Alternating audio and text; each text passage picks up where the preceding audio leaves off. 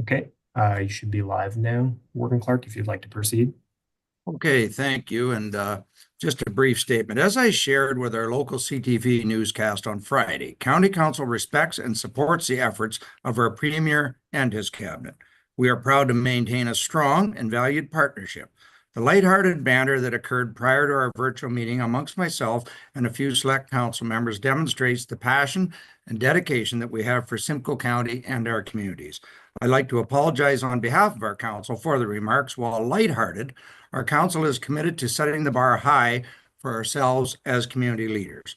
As mayors and deputy mayors of our local municipalities, we know how valuable our regional services, programs, and investments are to our communities, our residents, and our many partnerships with the province. We are passionate about the services and programs offered by the county because we know they change and impact many lives in a positive way.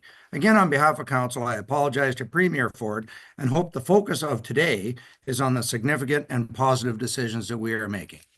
So with that, I will turn the meeting back over to Mark, and I think you're going to take us into Service Simcoe. Yeah, thank you, Your Worship. We'll just get the video going.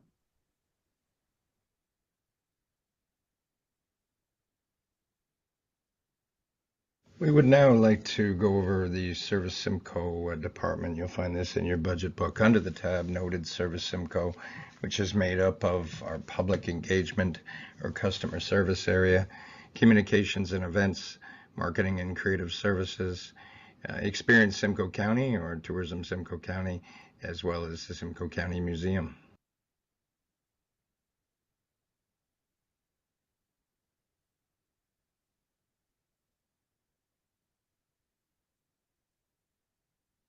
In terms of some overviews of Service Simcoe, public engagement really is our customer service contact center, deals with problem resolution and registrations.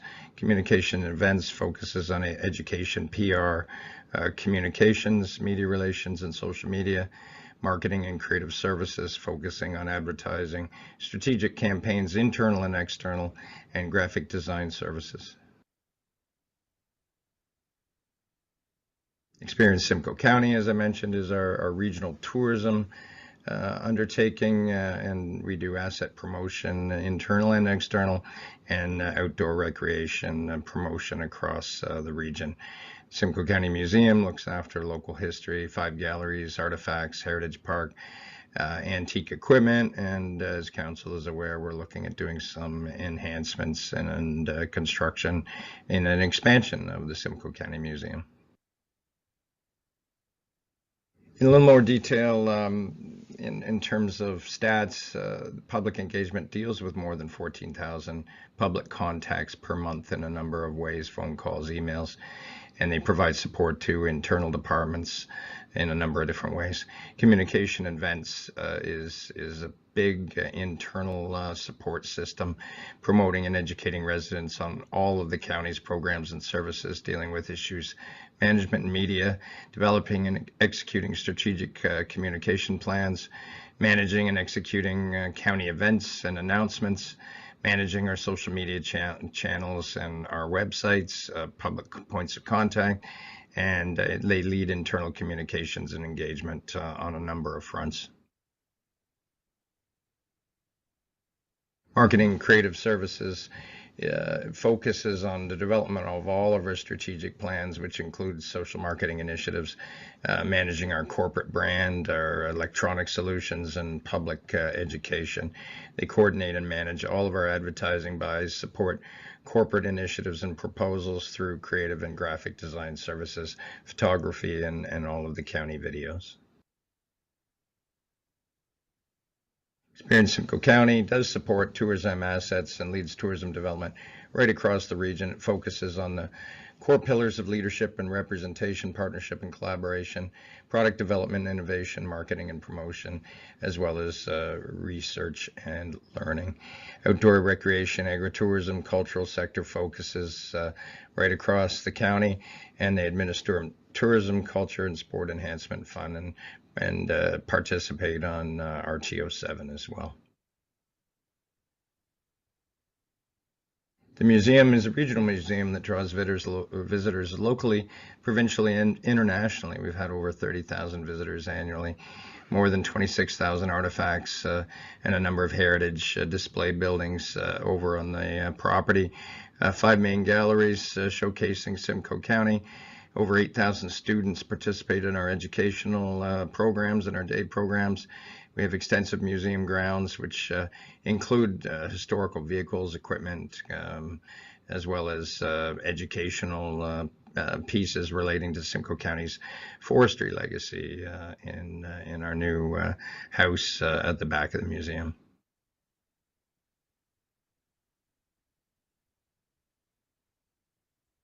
In terms of 2024 accomplishments, public engagement did a lot of work supporting public and internal departments, including our solid waste management cart programs and our year-round bulky collection and our increased links transit services expansions.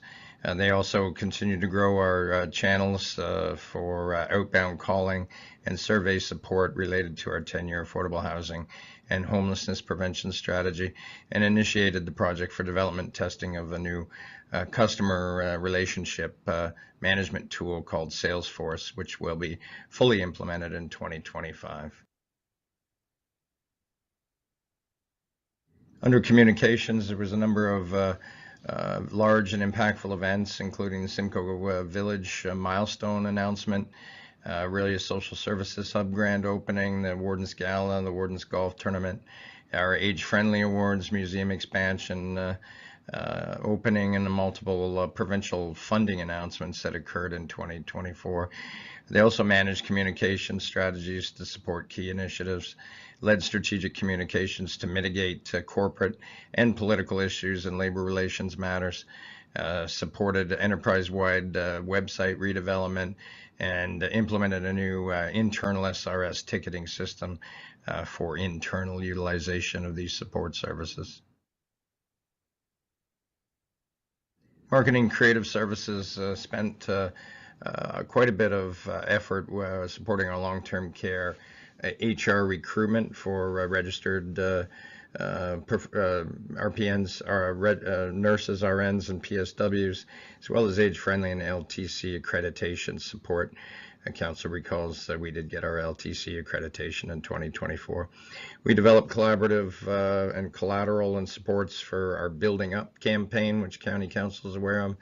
The Simcoe Village supports for marketing and fundraising as we move into the next portions of that construction. We worked on the solid waste management organics collateral with videos and extensive campaigns throughout the year. Did the pathways and skilled trade initiatives, ongoing support for the Economic Development Office, and extended supports for the local immigration partnership programming throughout the year. Marketing and creative services also extended the enterprise-wide video production strategy and did some housing support for our strategies and some of our new housing developments. Helped implement the new SRS ticketing system previously mentioned, and develop and implemented some new corporate photo ID programs within long-term care that we hope to roll out right across the corporation.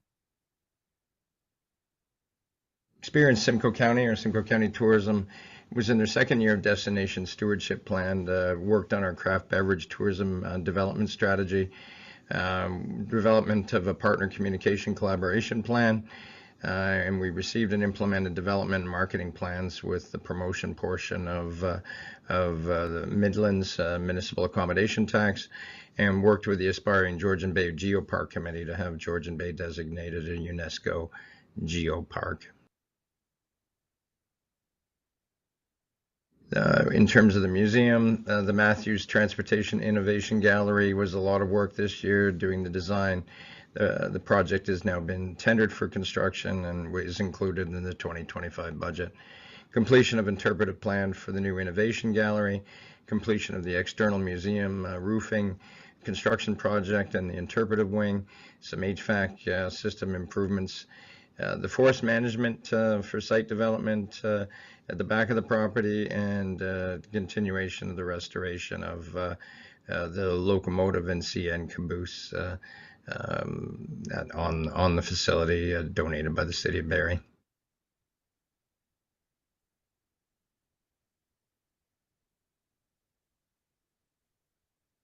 In terms of 2025 key initiatives, public engagement will be extremely busy. They're launching the Salesforce CRM with the contact center, which is going to be very helpful for the public. Creating and promoting a new resident web portal as well, where residents can submit their own service and transactional tickets. Integrating Salesforce capabilities with additional departments. And ongoing departmental public survey support for things like our age-friendly surveys and even our internal human resources surveys. Support for solid waste management transition to external producer responsibility is going to be a function of public engagement as well. Communications is continuing to support the new 10-year housing strategy. Working on our proactive awareness around social and community services, including homelessness prevention, around the Rose Street development, the BWG social housing build announcements. They will be supporting the 5-year age-friendly strategy launch, supporting change management related to IC&I recycling as mentioned, and amplifying Simcoe Village redevelopment and museum expansion projects. They'll also be working internally with corporate communications and human resources on our EDI, people and culture, and divisional management engagement related to those initiatives. Marketing and creative services will be focusing in 2025 on the recruitment and retention supports and a new student campaign related to trying to staff our long-term homes with walk-in interviews, job fairs, and events. They will be continuing to work on the ongoing Simcoe Village construction and programs related to that, including the fundraising, EDO skilled trades and airport supports, long-term care, regular support, which includes our family and resident council requirements, marketing events, newsletters, things like that. We support the SCS department initiatives, including collateral and videos, a lot of work going on in social and community services. Solid waste management continues with our organics and divergent education marketing per council's direction, and the paramedic support for some of our new and ongoing programming and services, and people and culture I mentioned previously, and the full rollout and management of our new corporate photo ID badges post-COVID. Tourism or experience Simcoe County will in 2025 is continuing to support the tourism sector as they still are coming out of the pandemic and focusing on tourism, culture, and sport enhancement. Implementation of year 1 of our 3-year plans for the culture, agritourism, and outdoor recreation programs, the implementation of the new craft beverage tourism management development strategy, and support to the municipalities on the municipal accommodation tax and experience development workshops for tourism operators, and continuing to ensure our tourism industry in Simcoe County is well supported. As noted, the construction of the Matthews Transportation Innovation Gallery is going to be a big part of the museum, including council, as you recall, considered a temporary closure of some of the operations of the museum to transition this more cleanly.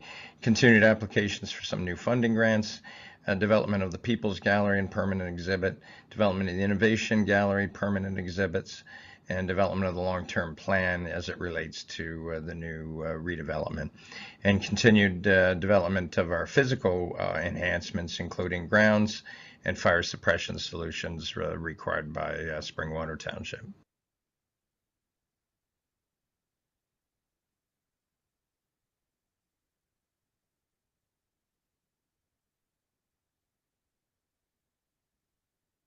So in terms of the 2025 budget highlights for Service Simcoe as a whole, and you'll see in the budget document, they are rolled up.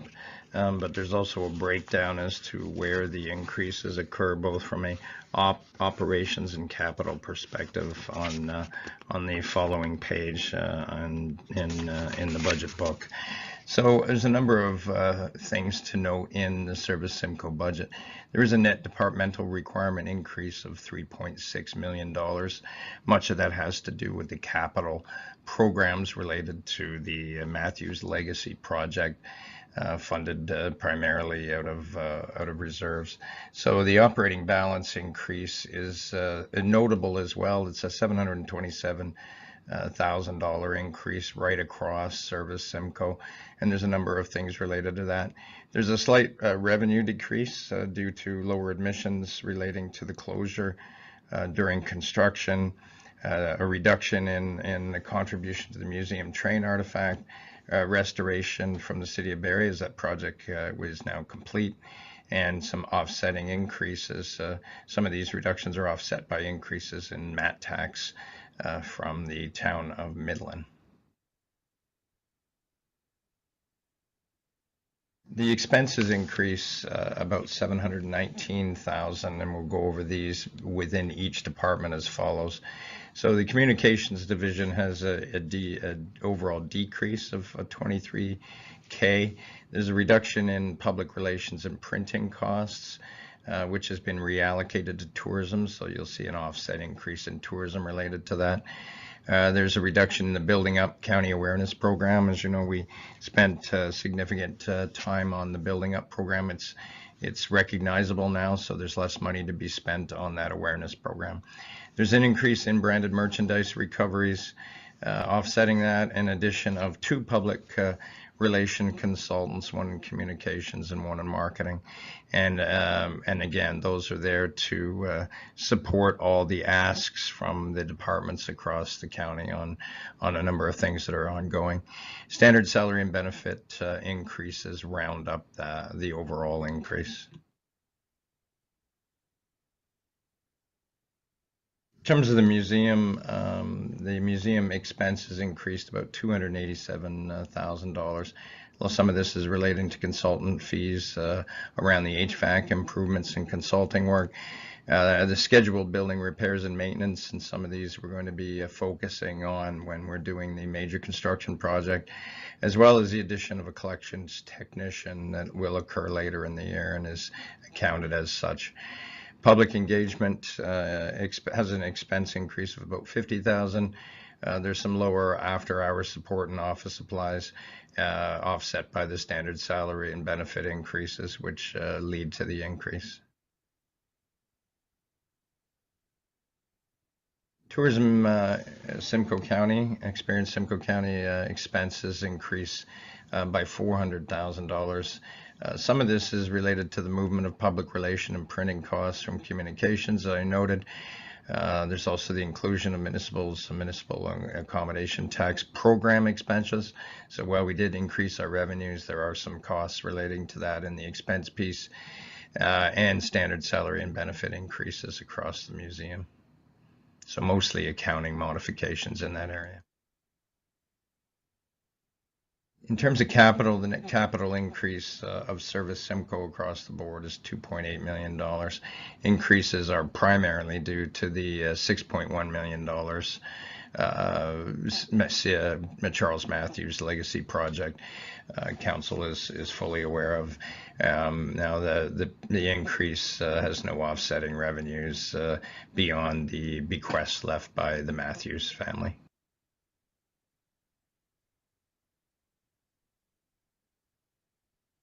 So overall, the Matthews Legacy project is the biggest capital program, but at the museum we also have the forestry sawmill building is getting some improvements.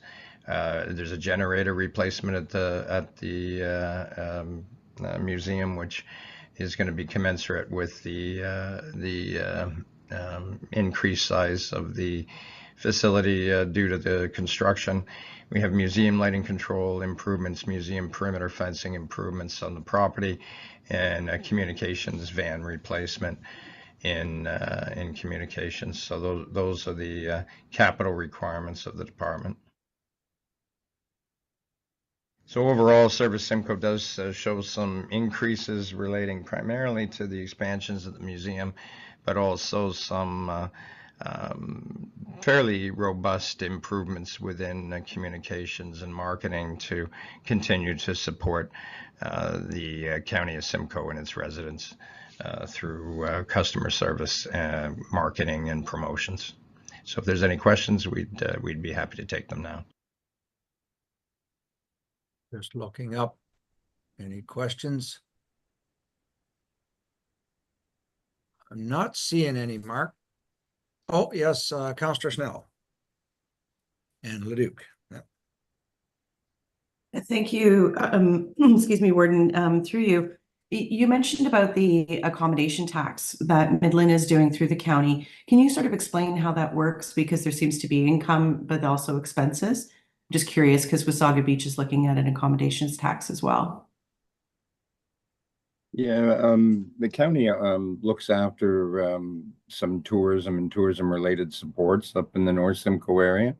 And Midland made an option to include a municipal accommodation tax. So that revenue goes to the county, and we'll be utilizing the reason there's expenses is we're going to be utilizing that municipal accommodation tax to do promotion in that area.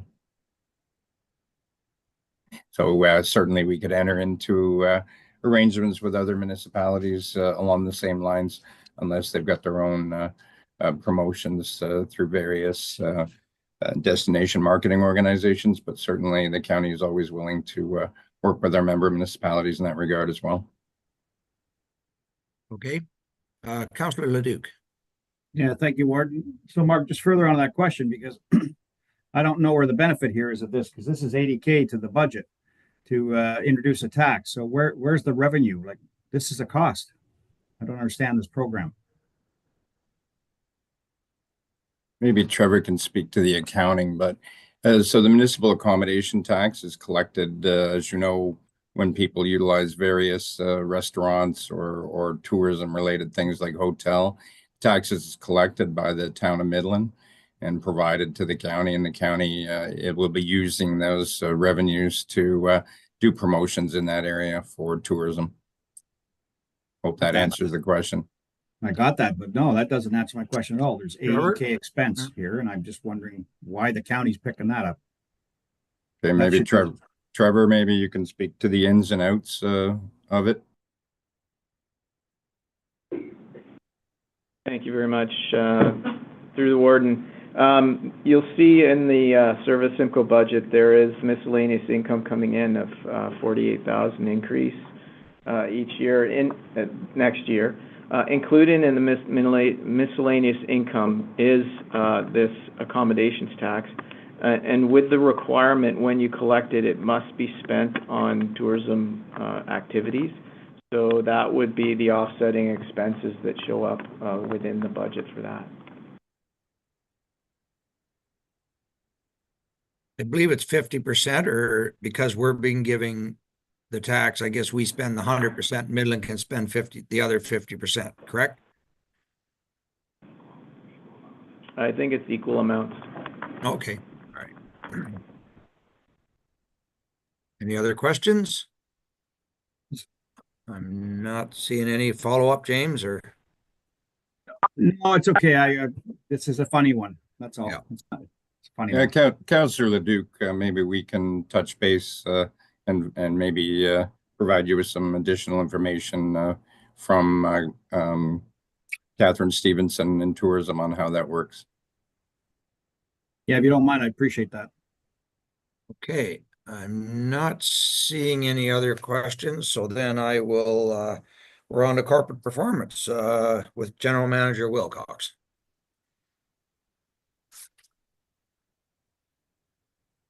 Hello, Council. I will now take you through the Corporate Performance Division budget.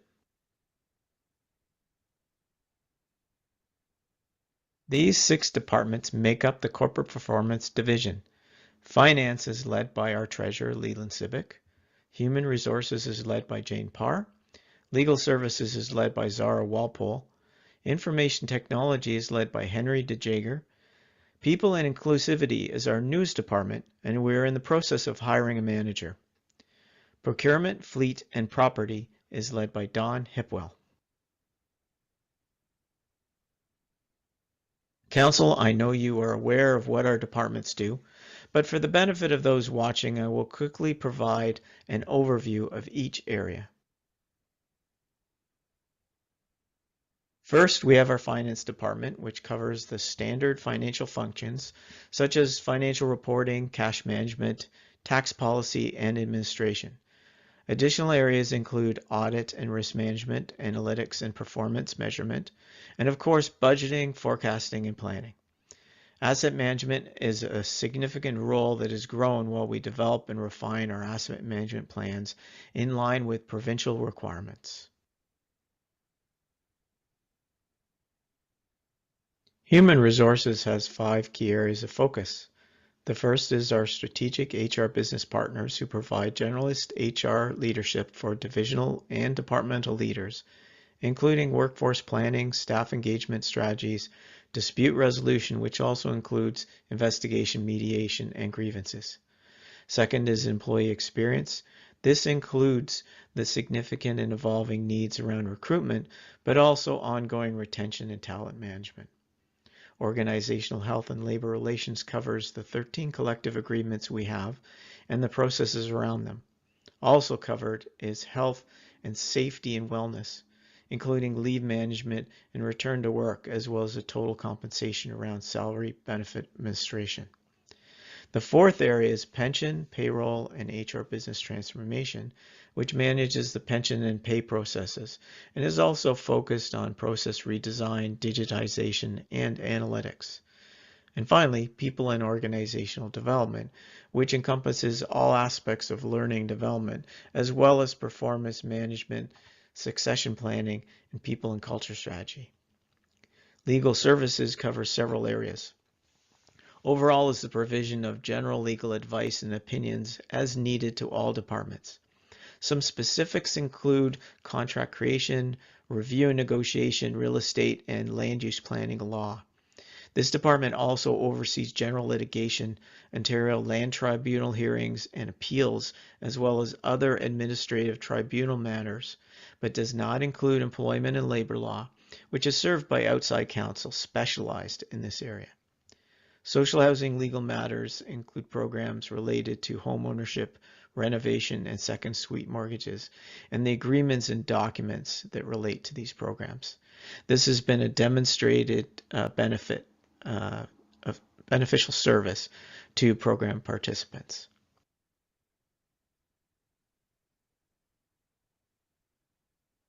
The Information Technology Department covers 4 main areas. The first is technical infrastructure. This is all the devices and technology used to connect employees, applications, and departments in the organization, as well as all the library and municipal locations. There's 123 in all.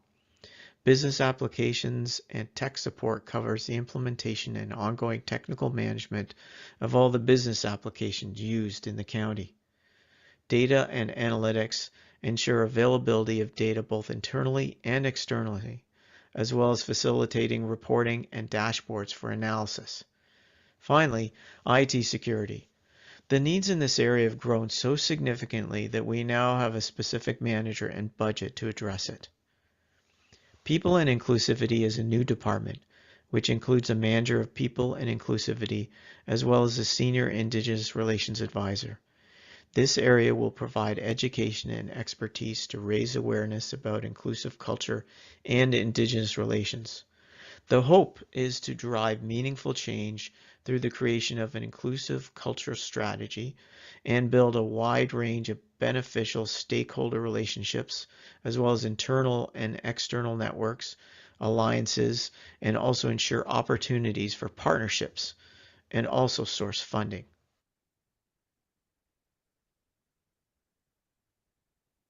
PF&P, or Procurement, Fleet and Property, spans a broad range of services in 5 different areas. Procurement handles hundreds of procurement processes and contracts that cover everything from office supplies to road construction to heavy equipment.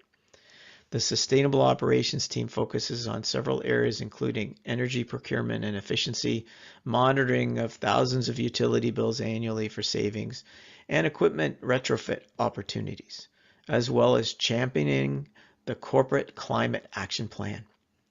Fleet and asset management covers the planned and unplanned maintenance of all the county's vehicles, including ambulances, buses, trucks, road equipment, etc. They also oversee all the vehicle licensing, accident investigations, and related insurance claims, and as well as monitoring and tracking the county's furniture and equipment inventory.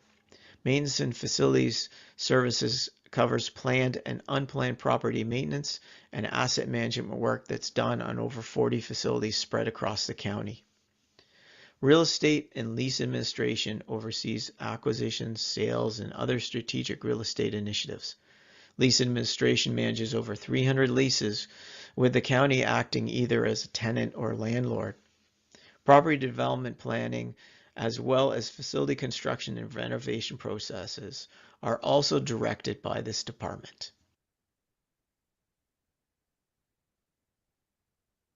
Now I will cover some of the accomplishments of the division this year. Significant progress has been made in many areas. The Finance Department has been actively engaged in several key initiatives this year, focusing on enhancing operations and ensuring compliance. For asset management, we successfully completed a new version of the asset management plan to meet the 2024 OREG requirements. There was also ongoing work to redefine and refine our asset inventories within the asset management software, which will ensure accuracy and reliability. These efforts are crucial for effective asset management and compliance. Finance successfully kicked off the transition to a new budget and reporting software. They plan to complete the year-end report using this new system, which will enhance our reporting capabilities and streamline our processes. In accounting, we completed the implementation of asset retirement obligations. This implementation ensures compliance with regulatory standards and enhances our financial reporting practices. Lastly, we provided leadership to complete the insurance pool feasibility study. This study is a critical step in preparing the launch of the insurance pool in 2025, ensuring we are well equipped for the transition.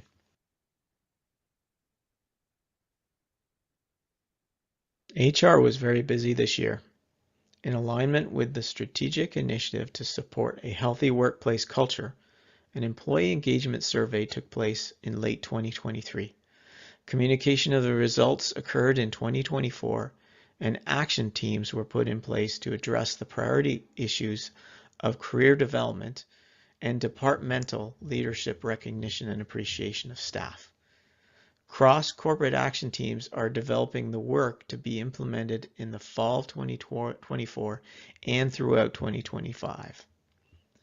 The Integrity Reporting Hub is being launched this fall and will provide staff with an anonymous way to report issues where they believe there could be fraud, wrongdoing, or conflict of interest.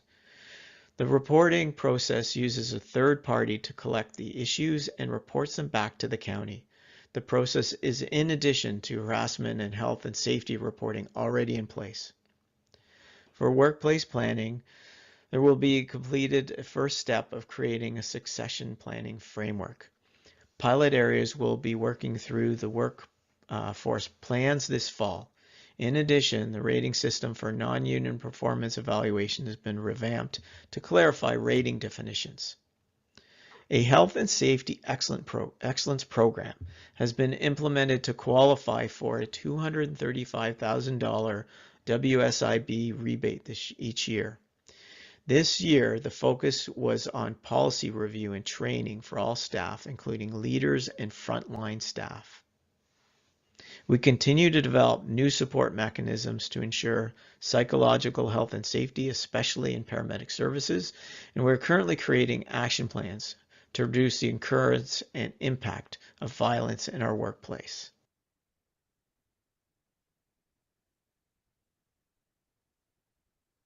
Continuing with HR, It was a busy year with the business partners supporting leaders and staff in conflict resolution, which included 31 formal workplace investigations. Labor relations activity was high, with 3 new collective agreements put in place. Long-term care continues to require significant recruitment efforts to ramp up the increased core care hours. Finally, HR is working to reduce and eliminate paper and improve processes. Through the new portal, changes were made to eliminate emails, Excel spreadsheets, and paperwork, and provide clear access to basic HR information. The work of the Legal Services Department is divided between handling routine transactional matters, such as road widening, social housing second suites, and capital repair loans or contract reviews and general legal inquiries, and also more strategic legal advice and consultation. This year's focus in that regard has been with respect to airport development matters, new senior social housing models, and process and contractual changes arising from new Occupational Health and Safety Association construction case law. The legal landscape with respect to construction matters is growing increasingly complex. In addition, this department has continued its legal learning seminars. They have proven extremely popular with staff, and each year the department receives requests to explore new topics. For IT in 2024, myhub.simcoe.ca, a new employee and manager self-serve experience, was rolled out to all county employees. This product allows an easy way for frontline staff to access and initiate transactions, and managers to approve on all different devices. For data analytics, many new dashboards and reports were developed both internally and externally available. One example is open.simcoe.ca for shelter data. In addition, paramedic call reporting, long-term care KPIs, WSIB incidents, and others provide operational insights to departments across the county. New security tools were deployed to provide protection of corporate data and devices at all locations where work may occur. An IT security assessment of all 33 Simcoe County partner organizations provided a common baseline for minimal security controls to be implemented. Other significant activity included migration to a new external web hosting and also migration of our customer contact center to the Salesforce Customer Relationship Management platform. In 2024, for people and inclusivity, we continued with the education plans already in place. And we also engaged in manager recruitment, which we hope to conclude shortly. PF&P continues to hold the well-received quarterly networking calls with member municipal staff, covering areas of procurement, sustainable operations, and fleet, and providing an opportunity for information sharing and best practice discussion. The Supreme Court decision with regard to municipalities being deemed responsible and potentially liable for constructor on-site safety kicked off an internal initiative by PF&P and legal to identify and reduce the county's risk in construction procurement.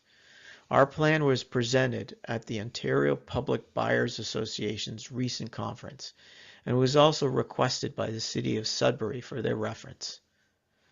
In parallel to our capital asset management initiative, PF&P has been leading the effort to refresh our furniture and equipment asset inventory and the disposal processes across the corporation. Also, several construction projects were completed, including the Bradford Paramedic Station and the Museum HVAC upgrade. The Simcoe County Village campus is ongoing, and planning for the museum addition also occurred in 2024.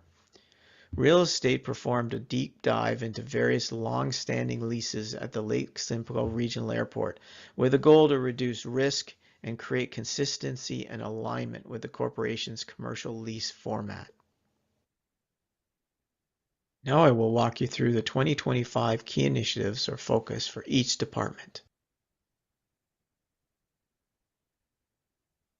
As we look ahead to 2025 for finance, we have several key initiatives and focuses that will drive our efforts in asset management and budgeting.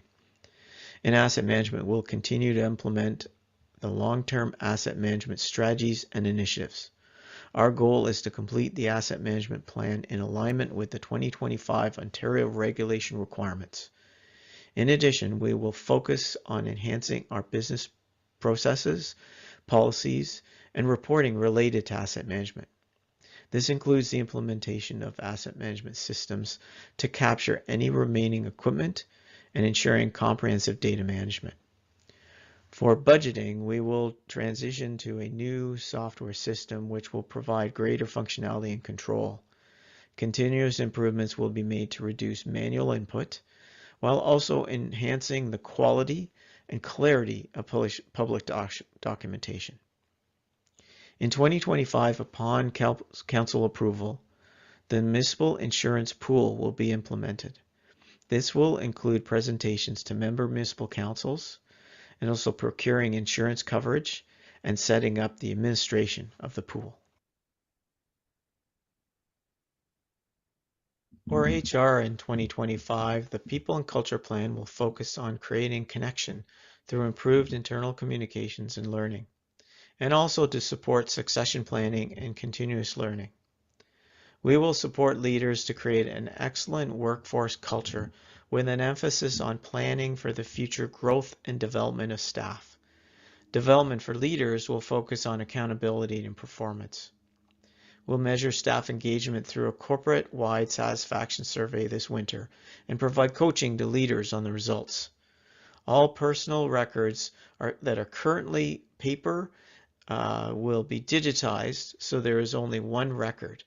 Continued work on the hub will also allow for more streamlined HR processes and HR analytics. The Legal Services Department expects to build on the success of its in-house legal learning programs in 2025.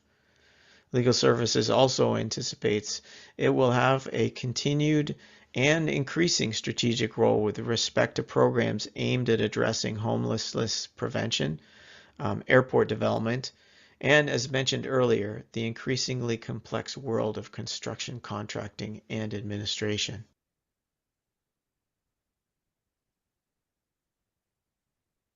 In 2025, IT will be releasing monthly updates to the MyHub platform to continue engagement with frontline staff, improving operational insight of program areas. Salesforce Contact Management will be rolled out to multiple programs across social and community services for case management. Also, our SAP environment will be migrated to the cloud to allow for future program enhancements such as artificial intelligence within the system. IT will be researching a new disaster recovery solution to support business continuity as well as secure backups of all systems. The centralized scheduling project will continue to be rolled out across the remaining long-term care homes as well as paramedic services. And IT will be engaging in an internal security assessment, cloud security assessment, as well as undertaking a security program maturity assessment in 2025. They will chair an artificial intelligence working group consisting of staff from across the county to develop use cases for the use of AI within the county.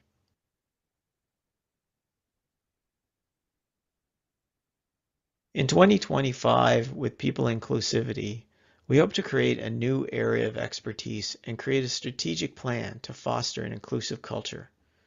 The plan will address continuing education as well as review processes and procedures across the organization.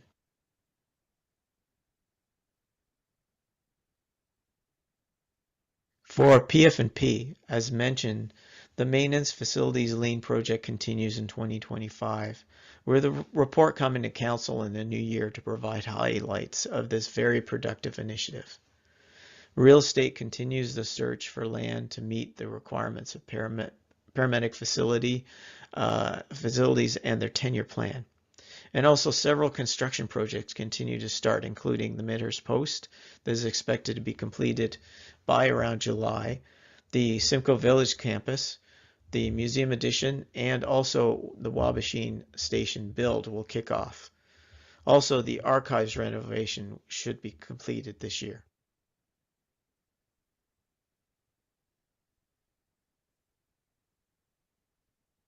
Now I will cover the 2025 budget financial highlights for corporate performance.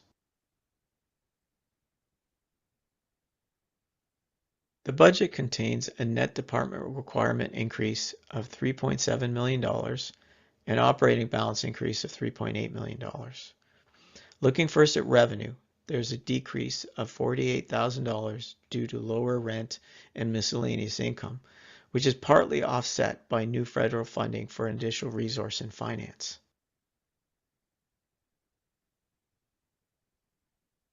Total expenses are increasing by $3.7 million, mainly due to three areas. Salary and benefits are increasing $1.6 million, or 8.9%. Staff additions include a financial analyst, partly offset by funding. A focus of this position will be to ensure that the asset management financial information is accurately captured into the departmental budgets and long-term financial plans. A temporary HR benefits assistant will work to set up for savings in future years for short-term disability processing. In addition, there is a shared education coordinator to coordinate and track training and ensure maximum utilization. The data application analyst will support data-driven decision-making and reporting requirements across various departments. The data application specialist is a senior security position to develop and maintain security infrastructure and implement security-related projects. Excluding these additions, salary and benefits would have grown 5.7% due to collective agreements and standard increases.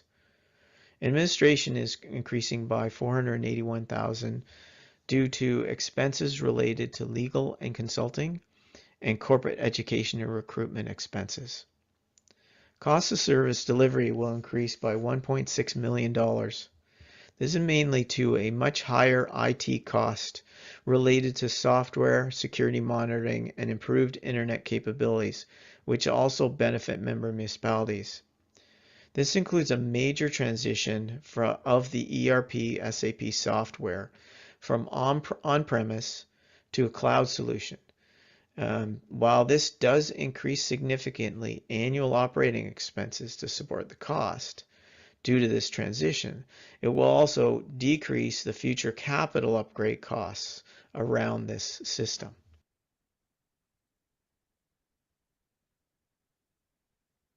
The capital program is similar in size to last year. It includes building components in line with the asset management plan, including aging electrical systems in the older portion of the administration center that have reached end of life and will be replaced. Also included are various IT improvements, including digitization initiatives, infrastructure improvement to maintain our network, as well as security and software upgrades. The addition of a cross-corporate EV is proposed that can be utilized by all departments to demonstrate the county's commitment to reduce costs in mileage and fuel and maintenance. Lastly, an aging maintenance tractor is due for replacement. I will now take you through the general municipal services budget. Looking at the budget highlights, we are seeing an increase of $9.5 million in net department requirement and operating balance. Operating revenues will increase by $10.6 million, driven by a few key factors. There is a $13.5 million increase in the county levy, which breaks down into 2% for operating needs, 2% for asset management requirements, and we anticipate 2% growth from property asset additions based upon the 5-year trend. Offsetting this, we expect a $743,000 decrease in miscellaneous income, primarily due to falling interest rates. Lastly, the transfer from reserve will decrease by $2.4 million. This change is linked to accounting methodologies specifically related to our ownership of the airport. Previously, Lake Simcoe Regional Airport capital needs were funded from this transfer. Expenses are increasing primarily for two reasons. First off, in cost of service delivery, there's a reduction of $3.9 million in grants relating to the change in the accounting method for the new ownership of the airport. Previously, the county's portion of the airport operating contribution was within this line. Now, with full ownership, as you've seen, the Lake Simcoe Regional Airport budget is shown separately. Offsetting this, there is a $600,000 increase of principal payments towards the repayment of unfinanced capital and a 2% increase in the Simcoe-Muskoka District Health Unit fees. On the transfer to reserve side, there will be an increase of $4.1 million. The increase aligns with the requirements for the county's asset management model of the $4 million. In addition, there are other transfers that are included in this reserve. That includes $1.5 million towards post-secondary education, $550,000 for age-friendly grants, $500,000 for hospice funding, and 1% of the levy for strategic land purchases. The hospital reserve transfer includes an annual amount of $3 million. There is also a transfer to the roads reserve in the amount of $5.4 million for the core asset management related expenditures. Thank you very much, Council. We're happy to take any questions at this time. Do I have any questions from council members? Just give a minute here to get everybody online.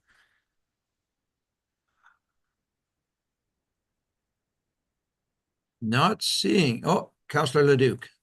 And okay, I got a few here, all right.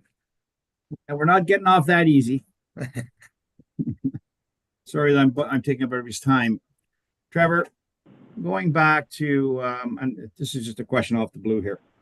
Going back to, did we do an an employee evaluation of our wages in 26? Did we increase the wage structure from 50% to 60% at the county level, correct, in 24? Did we implement that already? Yeah, it's going in 25. Sorry, Through your worship? Can Yes, you hear go me? ahead, Trevor. Yes. Okay. We did do a review of the wages for non-union last year. Our target was the 60th percentile. The implementation of that starts in 2025. okay, so that was approved by council to do that, like, so I'm going through it now with Correct. an evaluation here in BWG, and we're looking at phasing it in, just like we phased in the wage increases for council. So Yeah. we're looking at phasing it in over a couple years. So Yeah, we through your worship, we don't have the same kind of issue with council. It's not like it's been delayed for years and years.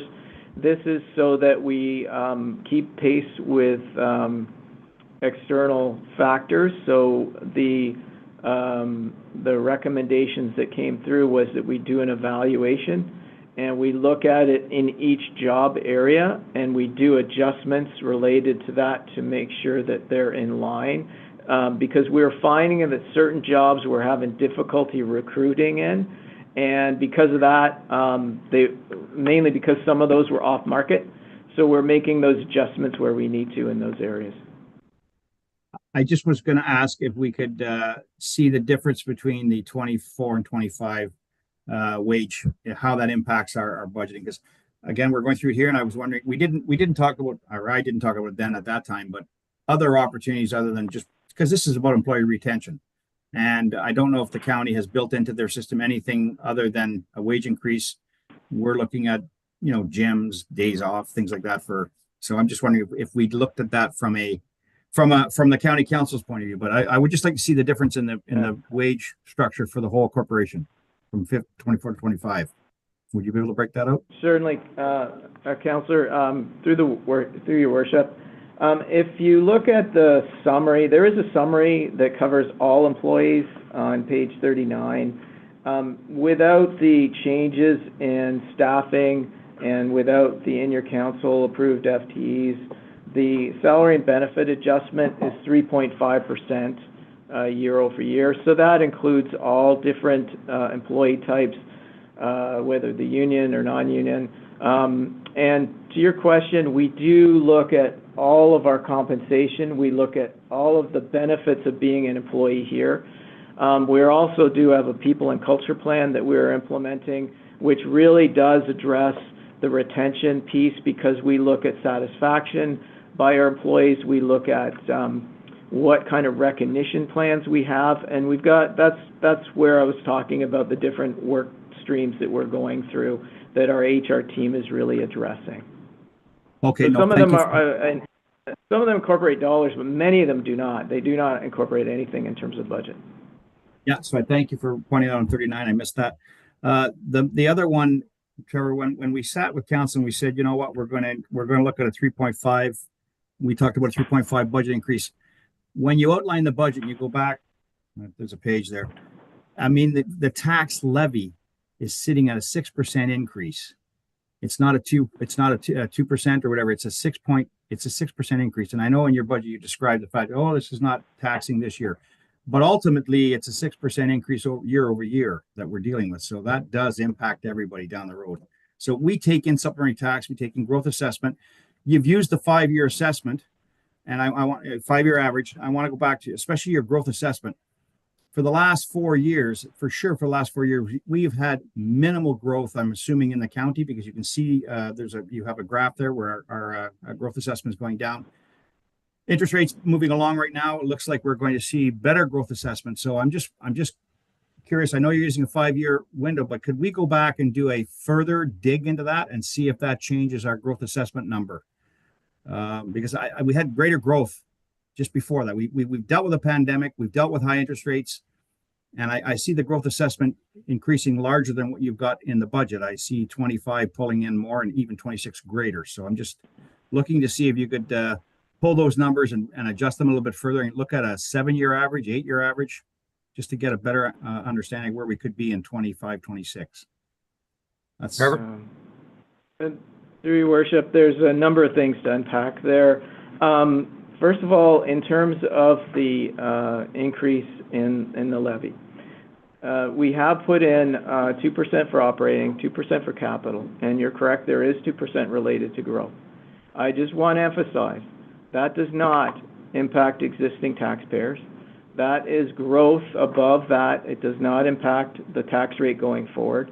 That also does drive up costs, because as soon as we add a new taxpayer, we have a new resident that we have to collect garbage for, and we have to provide service to. So be careful of assuming that all of that money is free to just drop to the bottom line, because it does not. The other thing I should remind you of is that the growth is also included in that isn't just residential growth. It also is commercial. So there was a low amount of residential housing starts last year, which one of the graphs that you're pointing to shows.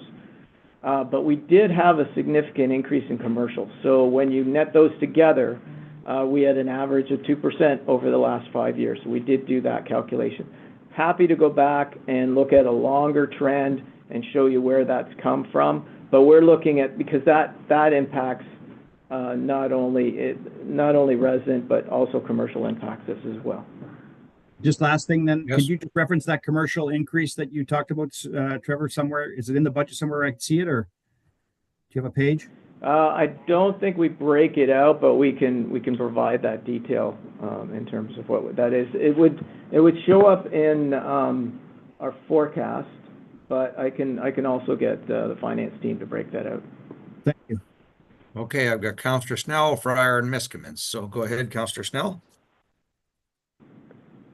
Thank you, Warden. Through you to General Manager Wilcox. You mentioned in your presentation that you're going to be utilizing Salesforce. That's an automated CRM system. I'm just curious, how would you be applying that in your operations?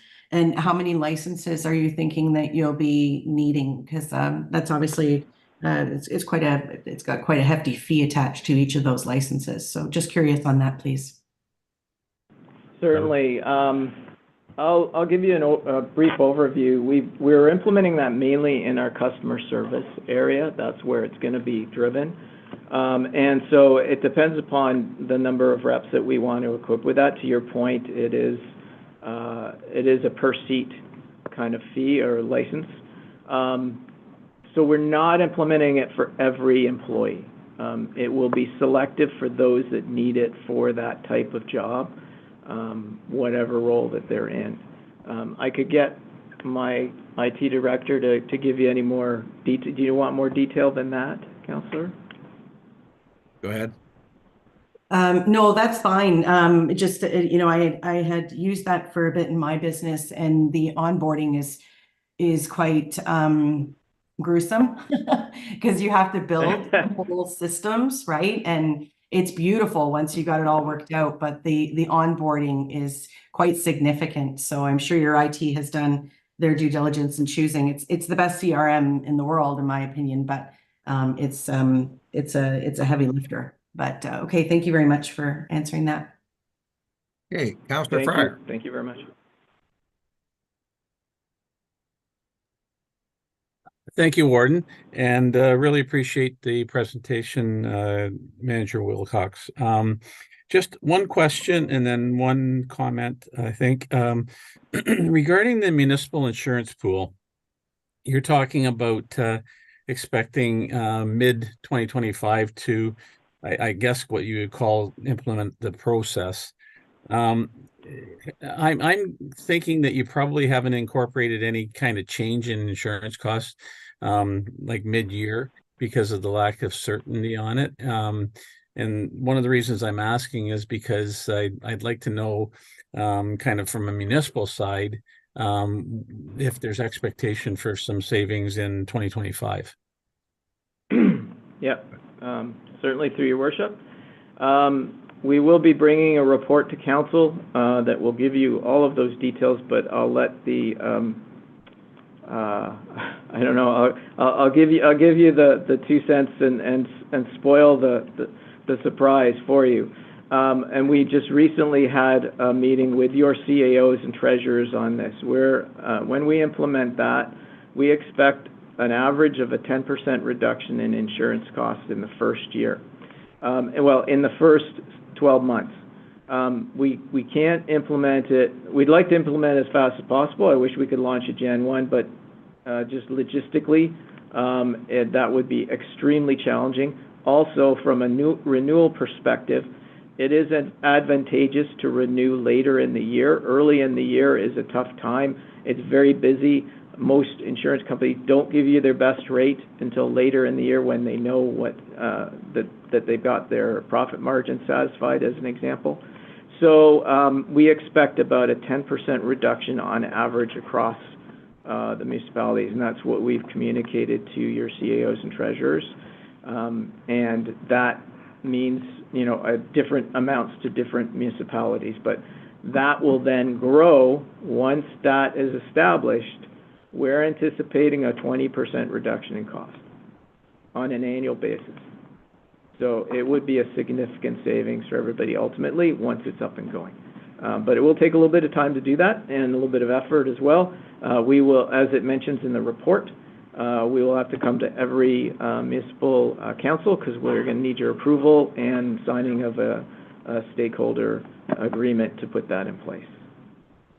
Okay, thank you for that. And Warden, just as I say, a follow-up comment. And this has to do with the mention of IT security that you said during your slides. As you know, you had an extensive review presented to the Audit and Finance Committee a month or two ago. And that really didn't have the opportunity to get detailed to the general meeting body. But what I wanted to ask about, because there'd been a fair bit of investment towards working with the municipalities and improving the firewall structure.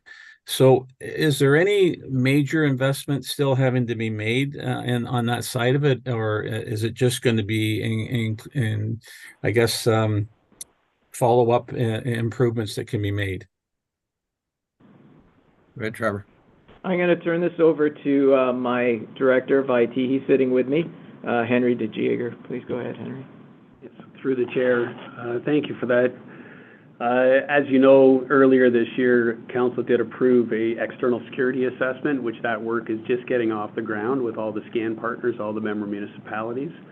So really part of the rollout of the program next year will be taking all those baseline assessments for all the member municipalities, working with them, depending on the findings that we see there, to make the necessary recommendations and improvements. So it's a little bit early on that side.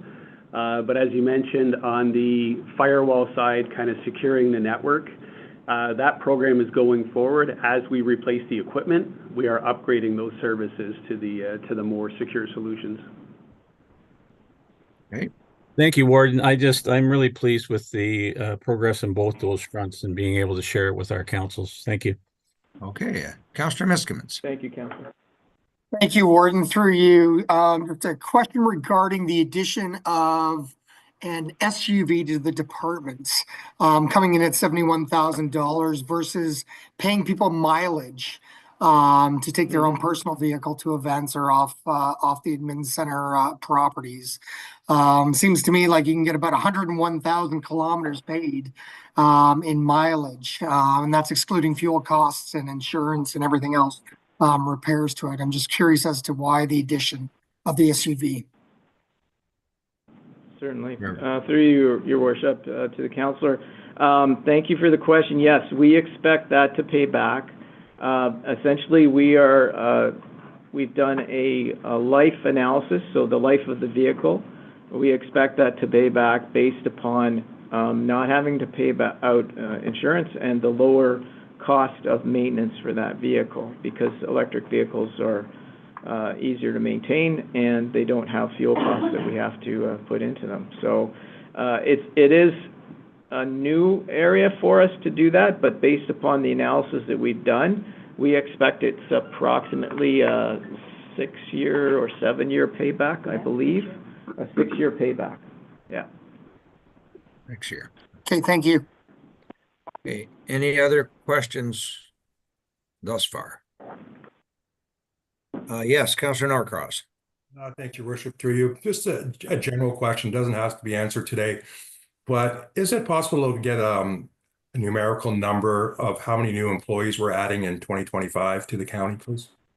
I'm sure that probably isn't available, Trevor, but if that could be forthcoming, that'd be appreciated. Certainly, through your worship, there is a list of FTEs, and that is totaled on page 42.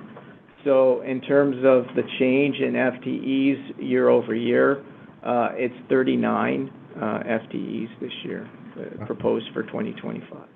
Thank you. Okay, Councillor Leduc. Yeah, and just on that question, because actually, Trevor, page 39 was interesting when I really looked at it again. So our in-year council approvals for FTEs matches this year. So how many in total are we going to have from 24 to 25? Like you've got 39 going in 25, but did we actually hire another 39 prior to that? Through your worship, in that same table, there's a total on page 42. 2024 had in-year approvals of 41.1 FTEs. Overall, from 24 to 25, we're going to have 70 new employees, basically 70, actually 80. That is correct. It's actually 80. Yes.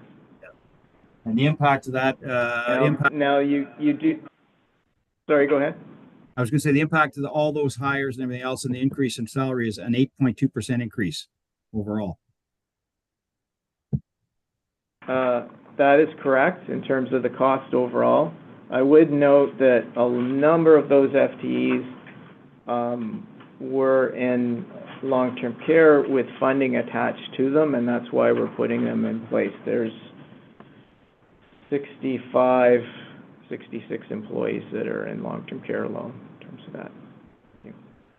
Yeah, but what I'm seeing though is 4.6 in 24, which is 2.3%, and then 4.67, 2.3 again. Those are impacts to the county's budget, correct? That's not any funny. That's straight levy impacts. That is, through your worship, that is correct. That's netting out any grants or any other funding that we have for those positions.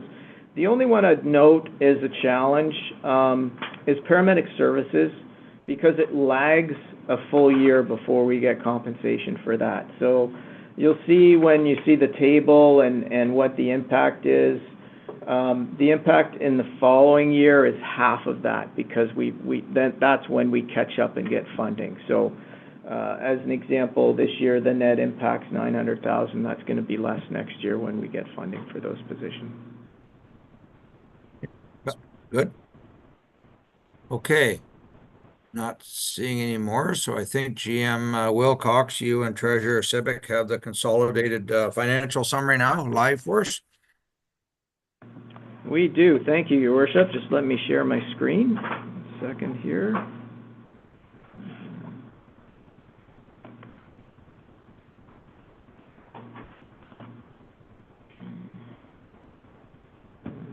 Go to presentation.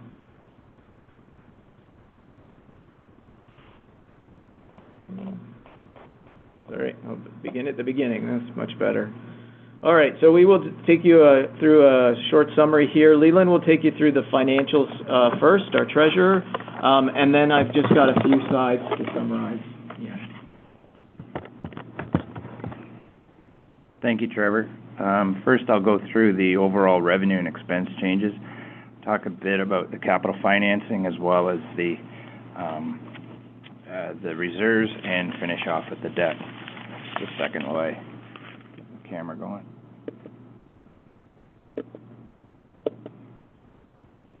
There. So the first slide shows the overall levy budget that we briefly talked about. In 24, the levy budget was $211 million. We've adjusted for the supplementary taxes and the growth that was occurred at year end for 24. This brings us back, 23, that brings us back to the return roll that was used for taxation in 24 of $209 million. When we add on the growth estimate of 2% onto that amount, it equates to $213 million. That number then is used for the property tax increase for operating, as well as the one for capital and asset management of 2% each. And that gives us a new levy base of $221 million. Then we've used the 5-year average for the supplementary taxes that we expect in 25, and the total becomes $225 million for the levy budget in 25. The 2% operating and 2% asset management total together are a slightly less than $12 increase per $100,000 in assessment. The next slide shows the revenue change of $75 million, which the majority is made up of, as you heard earlier, of subsidies. In childcare, the subsidies are increasing by a net of $41 million. This is a result of the Canada-wide Early Learning Childcare Program. In Ontario Works, the subsidies are increasing by $15 million, and that's related to the caseload increase of approximately up to 7,050 in 25 compared to what it was in 24 of 5,700. In addition to that, we've received increased subsidies for Ontario Works Administration funding in 25. This is the first time there's been an increase in there in a number of years, as it's been kept to the 2018 funding levels. In long-term care, we're receiving direct care or resident direct care funding as it relates to the 4 hours per resident per day, as well as we've estimated an increase of 2% for the overall subsidy change in long-term care year over year, and that equates to, with the other smaller subsidy changes, to about $7 million. In paramedics, the subsidy changes by the funding formula of 50% of the previous year's approved budget for the eligible expenditures. As mentioned earlier, we've moved the CCBF funding to capital to match the capital expenditures that we've moved as well. So that shows an overall reduction of approximately $8.7 million in subsidies for transportation and engineering. And in social housing nonprofit, we do receive or see a subsidy change or reduction due to the changes in the Ontario Priorities Housing Initiative, as well as the Canada-Ontario Community Initiative. In addition to that, the service manager federal funding has been reduced by a little less than $1 million, and that's to offset the end of operating or the debentures related to those programs in nonprofit. That equates to approximately $3 million reduction. As I mentioned, the $13.6 million levy change. The service partner increase is 1.1, and that's based on the shared services agreement and calculated based on weighted taxable assessment or caseload, depending upon the program. In user fees, the total increase is $7.3 million. It's made up of long-term care increase in user fees. The resident co-payment has been adjusted by 2% and falls in line or is correlated with the provincial subsidy change of 2% as well. That equates to approximately $3 million in long-term care. In social housing, the addition or the completion of the Bradford and the Aurelia projects, we're seeing a full year impact of tenant incomes in the social housing area. In miscellaneous income, there's a reduction of 2.4. The major part of this reduction is related to the county's contribution to the airport as the accounting changes. It shows a reduction here, and I'll speak to a couple other lines in a minute that it changes that. In general municipal, we've reduced the investment income. Most recently, we've had a couple of interest rate reductions, as well as we expect the account balances will be less to earn the investment income on, and that equates to approximately a $750,000 reduction in interest income. In transfers to reserves, they're down $1 million.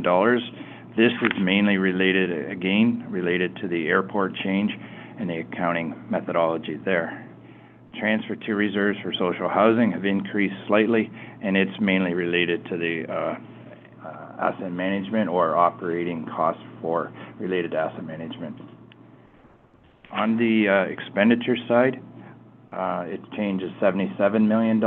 As I mentioned, client benefits is $52 million, and that is 100% funded for Ontario Works as well as the child care program. Those are fundamentally the two biggest changes in client benefits. Salaries and benefits, a change of 16.4 overall, and we talked just briefly about that in just a moment ago. Administration costs are up by $7.5 million. In long-term care, as mentioned earlier, there's $5 million added for the long-term care agency costs to support the recruitment and the capacity there. In Ontario Works, administration costs are up approximately $1 million. This is due to the office equipment purchases for the Barrie project. In facilities, the reduction is $6 million. This is mainly made up of, there's two offsets. One, in social housing, there's an increase. It's related to the existing housing stock inflationary increases, as well as a full year impact of the Aurelia and Bradford projects for property taxes, utilities, as well as other maintenance related costs. As I mentioned, the facility costs in transportation and engineering is reducing by $10 million. 8.9 of that is related to the capital asset policy change, and the remainder is moving that from the facility line to the cost of service delivery. In cost of service delivery, it's increasing by $2 million, and that's directly related to what I mentioned in roads, where the maintenance costs are being moved from the facility line. In the housing corporation, the cost of service delivery is increasing by a little over $1 million, and that's related to additional debt payment for both of the two affordable housing projects. In transit, the cost of service delivery is increasing by $1.2 million, and this is related to the implementation or the addition of Route 7, Bradford, for the Innisfil to Barrie for the transit line. This adds the contract costs as well as fuel and other incidentals. In general municipal, the cost of service delivery is reducing by $3.1 million, and this is specifically related to grants that were provided for method of accounting for the airport. In addition to that, we've also included a $600,000 increase for principal payments to towards the repayment of unfinanced capital. The transfer to reserves is up by $6 million. As mentioned earlier, the economic development increased from 0.5% of the levy to 1% of the levy. That incorporates approximately a $1.1 million change, as well as a $4 million change added to the asset management reserve. This is fully utilized in 2025. The next slide shows the overall assumption or overall financial statement, showing an overall $700 million in revenues for 25, net of $694 million in expenditures, yielding a $5.2 million net operating balance, which is a 2.9% less than it was in the previous year. The next slide shows the capital budget of $268 million in capital expenditures, funded by a number of sources, one of them being the CCBF at $12.5 million, and subsidies and other funding being over $11 million. That includes the OFI and the COCHI as well as OSIF funding. In service partners, this is based on the shared services agreement and the calculation for the contributions to the capital requirements. In reserves, it's an $84 million use of reserves, of which $54 million is related to DCs. We use the operating balance to fund short-term assets of 5.2, and this yields an overall capital finance requirement of $122 million. This chart shows the year-end balances after commitments. Commitments include carryover projects as well as council approved reports and our previous budgets. And I'll speak to the specifically high numbers that are above $5 million in each. First one is waste management of $18 million. Its contribution to the reserve of $3.7 million, and uses for that include include capital as well as asset management requirements. The general contingency reserve has a balance at year-end at $5 million. That includes the allocation of asset management of $4 million, and it is fully utilized in 2025. As well, it includes a number of reserve transfers for strategic real estate, post-secondary education funding, as well as hospice and age-friendly grants. Roads reserve balance is $16.8 million. Again, that includes an asset management allocation of $5.4 million and a use in 25 of $8 million. The remainder of that reserve will be required in the next couple of years for asset management. Economic Development and Planning Reserve is $6.8 million, and this includes the 1% of the levy set aside to the Economic Development Reserve. The Social Services Reserve is 6.6 as shown here. However, recently there's been a property acquisition that we've used approximately $6 million of that amount, and it is expected to be $500,000 after that acquisition is completed. The total reserves as printed was 57, but after that change would be a $51 million balance. The debt financing, the estimated debt financing at year end is $129 million, with 8.6 of principal and interest being for the payments against that. The annual repayment limit is tested. We test that each year or each time there is debt added, and it is within the debt servicing lines. For illustrative purposes, if we borrowed money at 5% over 20 years, we could add $687 million in debt based on the current information. Internally financed capital is increasing by 346, and this will be funded by future debt or reserves or other funding sources. Currently, the unfinanced capital repayment is at $4.3 million. Thank you very much, Leland. Now I'll take you through final few slides here. The budget snapshot as originally calculated is here, but what I'd like to take you through is a couple of challenges or opportunities that have come into play. Some of them are we can quantify, some of them we can't. So, as noted, prior inflationary impacts continue and impact us this year. 2024 was above 2%. Bill 23 had a portion of it was reduction in DCs for housing projects, and that will result in more capital costs. And we are going to be seeing some of that hit 25, but largely that will hit later. We do anticipate utility costs. Natural gas is still high. We're estimating an 18% increase on that area. There were some late changes that will impact the budget. One of them relates to real estate that Leland just discussed and will impact reserves. The other one is a compensation adjustment, and that will impact our operating expenses. I'll detail that on the next slide.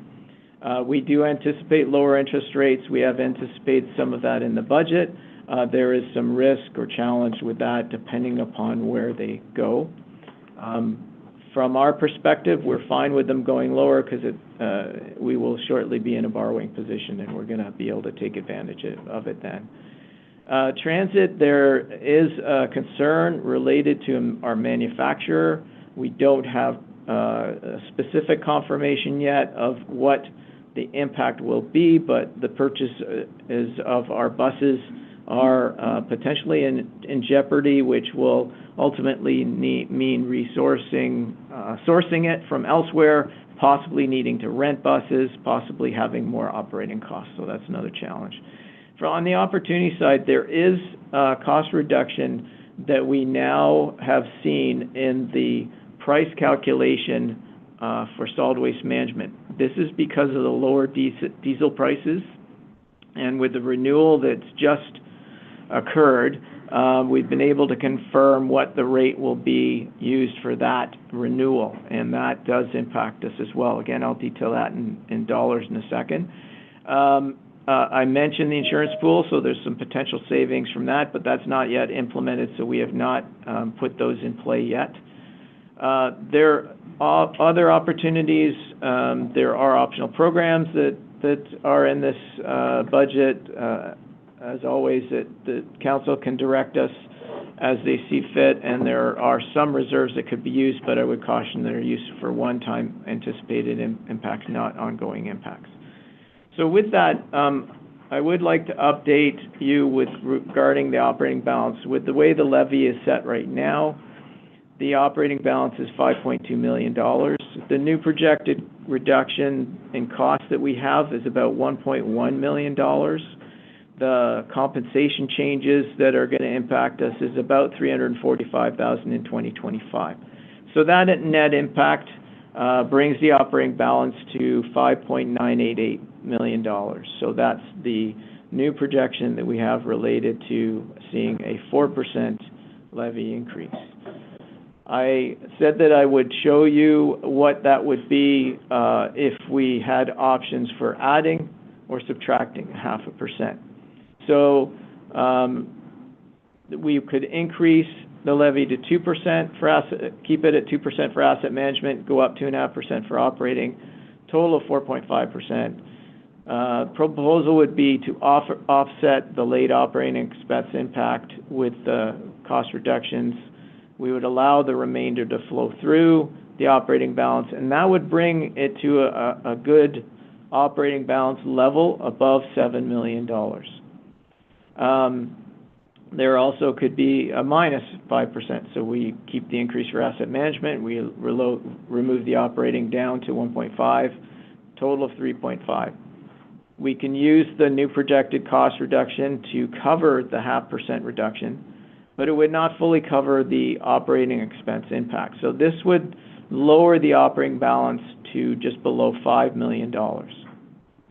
Another potential alternative that we thought of when we were looking at this would be to do something kind of in between, where we would use the cost offset to reduce cover all of the costs related to the costs of compensation changes, but also allow us to reduce the rate to 3.75%, so get it below that 4%. But the good thing about that is it allows us to maintain the operating balance above $5 million, which is where I think the minimum is that I would like to see. From a financial perspective, I'm very much against lowering the operating balance below $5 million. If from a purely financial view, I would be most comfortable with a 4.5% increase to bolster that operating balance. But I do recognize that we are talking about our taxpayers' money, and there is a desire to recognize that as well. So that's why I'm laying out these options for council. So in summary, the county does remain in a bit of a constrained level due to previous inflationary impacts. Current budget in front of you has a rate increase of 2% for operating and 2% for asset management. We do have a lower than desired operating balance, but we are in a strong financial position. I don't want you to think that we're in any area of concern at this point. We've had our recent Standard & Poor's rating was confirmed again this year at AA+ with a stable forecast. And the capital programs right now are in place to address our ongoing needs and strategic initiatives. With that, Warden, thank you very much. Happy to take questions. Okay, we'll just give a minute to get everybody on screen here. Councillor Cox. Through the chair to Trevor. Trevor, if we went to the 3.75, like, what is that going to do for us next year? I don't want us to be in a point where, like, I think it was 2021 or something that we did 0 and then we're paying for it all the way along.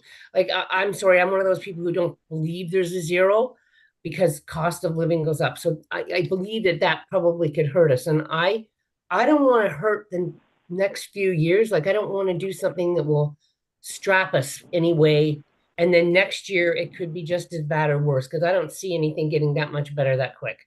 Or am I wrong on that? Trevor. Through your worship, thank you, Councillor. Sure, from a purely financial perspective, I'm probably right with you in terms of that. That's why I showed you that view with our operating revenue as a percent, or operating balance as a percentage of revenue. It's dropped to that 3% range. I would rather see it move up. It gives us more room for financing other things in the future. But I do recognize it's your decision, and I know there's a number of factors that everybody's weighing in their mind in terms of that. Thank you. Okay, thank you. I was just getting to be fiscally responsible on this, and we're adding another 345,000. So, okay, thank you. I share your concerns. I just don't see interest leveling out yet. We're still in a bit of a turbulent market there. Councillor Anderson and then Fryer. Thank you, Your Worship. Just going back to the slide deck, and if I could just confirm, and I believe it's in the follow-up document in the budget report. But did I hear correctly that we had projected a higher increase in investment, and that didn't come through in 2024? Did I hear that correctly? Power? Through your worship, no, we actually did have good investment returns in 2024 with the interest rates the way they are. I think they came in pretty well in line with what we thought we would have in terms of interest. But what we're projecting is in 2025, that will go down because of the interest rate drops that we're seeing now. That was about a $700,000 impact, $750,000 impact. Okay, thank you, Your Worship. And then just one other, Trevor, with the updated numbers at the end, which were just slightly less than 6 million, was that inclusive of the numbers in the slide deck, or is that data need to be updated with that information? Because I believe it showed $11.98 per 100K of assessment. But is that based off of the original information, or is that with the new numbers in the last document? Okay, through your worship, that is with the 4% levy increase. The $6 million, just under $6 million operating balance would still be at that rate. It's just adjusting for the cost impact. There's that positive cost impact and then a slight negative cost impact. Okay, thank you. Okay, Councillor Fryer. Thank you, Warden, and thank you very much, Trevor, for that presentation. It was excellent. Talking about the operating balance and from your opening comments right through, taking us down and giving your opinion on how you don't want to get below that 5 million level. And as you said, a very good financial position allows you to work those down a little bit. I wanted to ask about I was looking at pages 31, 32, and 33, and that's the capital financing, the cash balance, and the debt. And I noticed, as it's outlined, $122 million of internal financing and about $70 million of external. Your cash balance is going to get down to 34 million. So I would assume that your ability to do internal financing is restricted now, and because I would think typically you'd like to do it internally and until the rates even came down a little bit more.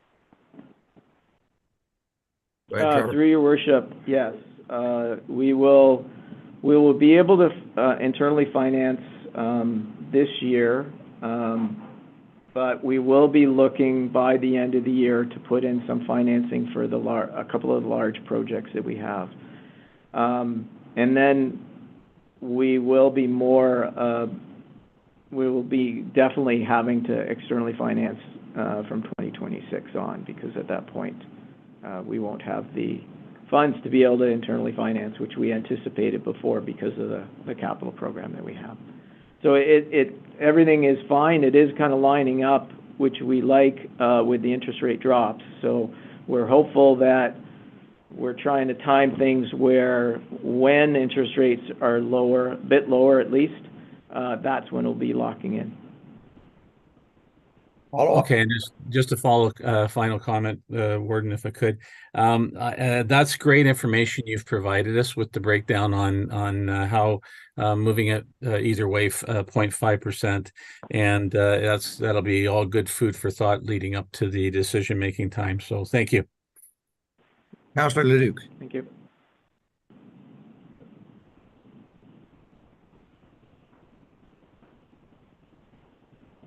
James, I think you're still muted.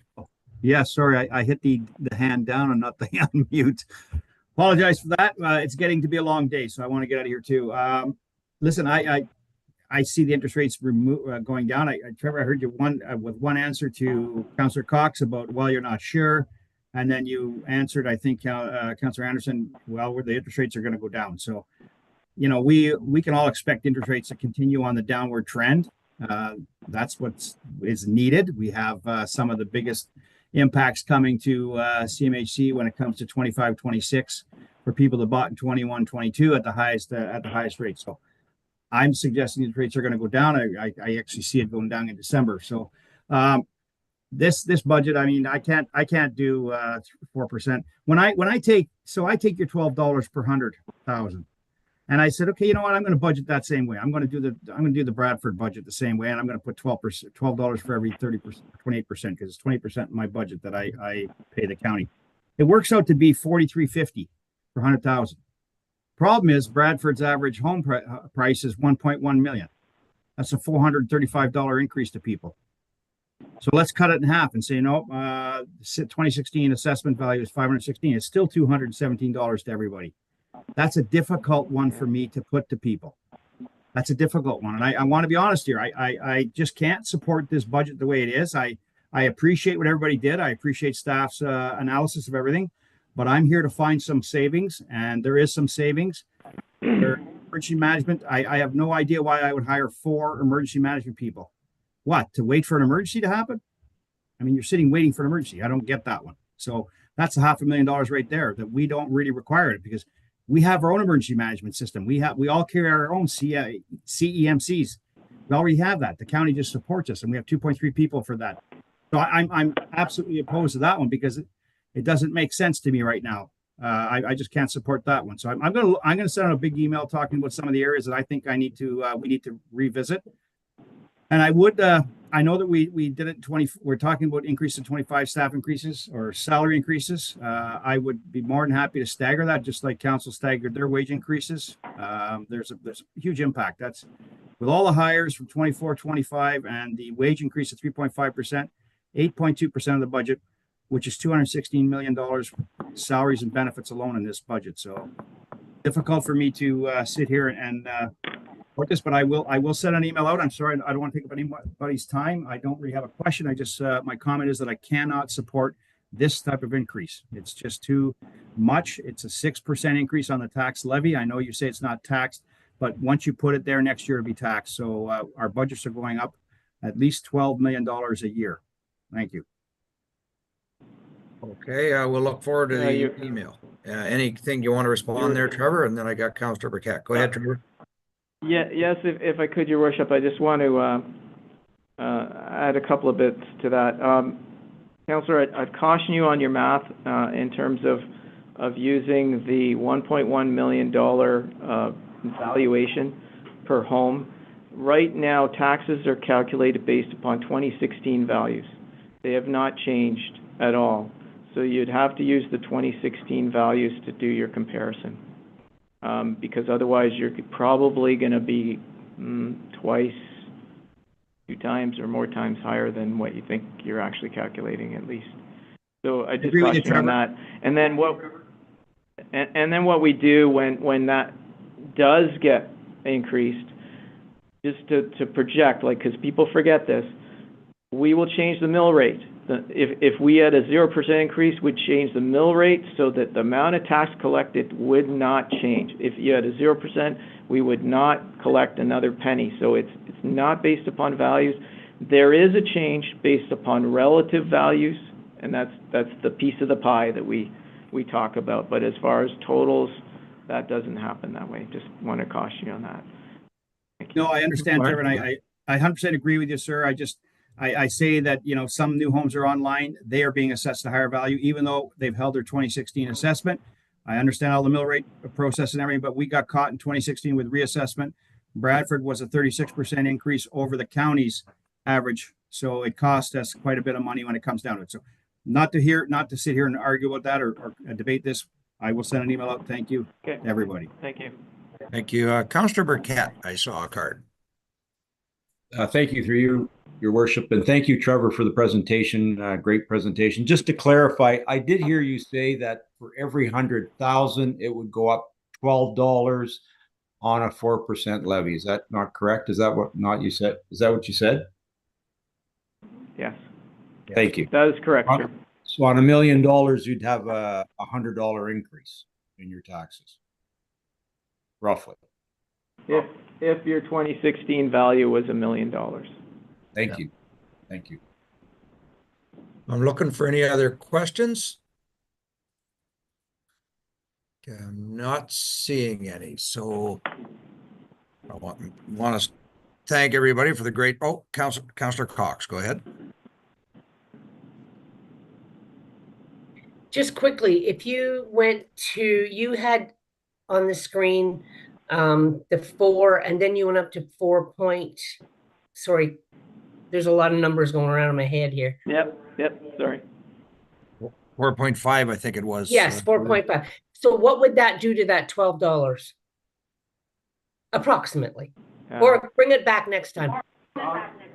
Approximately, it would be a 25% change, so another $3, $4. Okay, thank you very much. Okay. More to think about. Any other questions? Okay, so I'm not seeing any, so I want to thank staff for the presentation. I think it works really good in this format. We can all kind of pay attention and eat at the same time. But it does make for a long day. So I do have a motion here that the item CCW 2024-246 dated October 29th, 2024 regarding the 2025 draft County of Simcoe budget be received, and that the 2025 draft County of Simcoe budget be referred to the regular committee of the whole meeting on November 12th, 2024 for review and recommendation to the November 2026, to the November 26, 2024 session of County Council. So it's come to the next meeting on the 12th and then forwarded from there to the 26th. Can I have a mover, please? Moved by Councillor Anderson, second by Councillor Rawson. All in favor? That is carried. Opposed, if any? I don't see any. So I actually won't be in person at the next meeting, so I'm going to get Deputy Warden Coughlin to chair that. However, I'm going to try out our new hybrid and see how it works, and I will be zooming in and watching. So with that, I don't believe we have any closed session, so I need a mover to adjourn that the October 29th, 2024 special budget meeting of the Committee of the Whole be adjourned at 3:17 p.m. Moved by Councillor McDonald, second by Councillor Measures. All in favor? That is carried. Thank you, everyone. And Councillor Van Stavern, did you have a comment? Or were you voting? Oh, voting. Okay. Thanks, everybody. All right. Bye-bye. Thank you all.